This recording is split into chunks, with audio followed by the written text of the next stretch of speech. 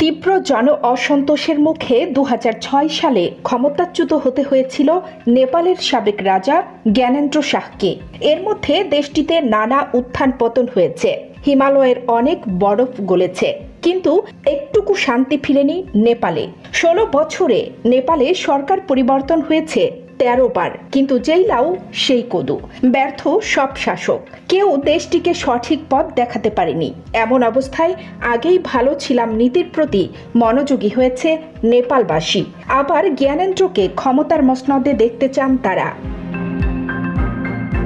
এর মধ্যে গত রোববার নেপালের রাজধানী কাঠমান্ডুতে বিপুল সংখ্যক মানুষ দেশটির সাবেক রাজা জ্ঞানেন্দ্র শাহকে অভ্যর্থনা জানিয়েছেন।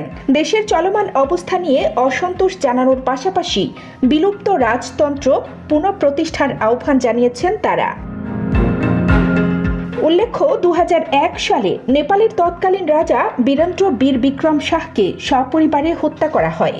বড় ভাই বীরেন্দ্র নিহত হওয়ার পর ওই বছরই রাজা হিসেবে জ্ঞানেন্দ্রর অভিষেক হয়। বর্তমানে ৭৭ বছর বয়সী জ্ঞানেন্দ্র ২০০৫ সাল পর্যন্ত রাষ্ট্রের সাংবিধানিক প্রধান হিসেবে নিয়োজিত ছিলেন। তখন তার নির্বাহী ও রাজনৈতিক ক্ষমতা ছিল না। তবে ২০০৫ সালে জ্ঞানেন্দ্র পুরোপুরিভাবে ক্ষমতা দখল করেন। রাজা জ্ঞানেন্দ্র তখন সরকার ও পার্লামেন্ট ভেঙে দেন, রাজনীতিবিদ ও সাংবাদিকদের কারাগারে পাঠান। তিনি জরুরি অবস্থা ঘোষণা করেন এবং দেশ শাসনের কাজে সেনাবাহিনীকে ব্যবহার করেন। এসব পদক্ষেপকে কেন্দ্র করে রাজা জ্ঞানেন্দ্রর বিরুদ্ধে ব্যাপক বিক্ষোভ হয়।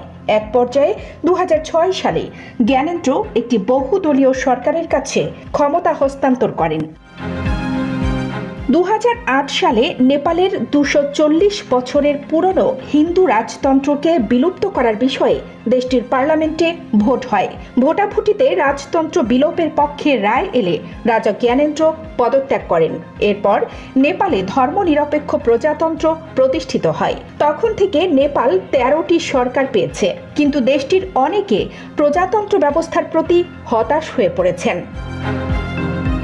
এদিকে নেপালে রাজতন্ত্র ফিরিয়ে আনার দাবিতে দেশটিতে বিক্ষোভ দেখে বাংলাদেশে ক্ষমতাচ্যুত শেখ হাসিনার অনুসারীদের অনেকটা আশাবাদী হতে দেখা গেছে। আওয়ামী লীগ অনুসারীদের অনেকে নেপালের জ্ঞানেন্দ্রর বিষয়টি সামাজিক যোগাযোগ মাধ্যমে শেয়ার করছেন। এর মাধ্যমে তাদের রাজনৈতিক অভিলাষ ফুটে উঠেছে। তবে বাস্তবতা ভিন্ন। জ্ঞানেন্দ্রর ক্ষমতাচ্যুত হওয়া আর শেখ হাসিনার পালিয়ে যাওয়া অনেক দিক থেকেই ভিন্ন।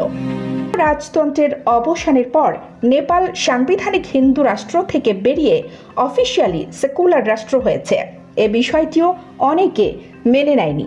বাংলাদেশে এমনটা হওয়ার সম্ভাবনা নেই বললেই চলে। কানিজ ফাতেমা নিপা, খবর সংযোগ।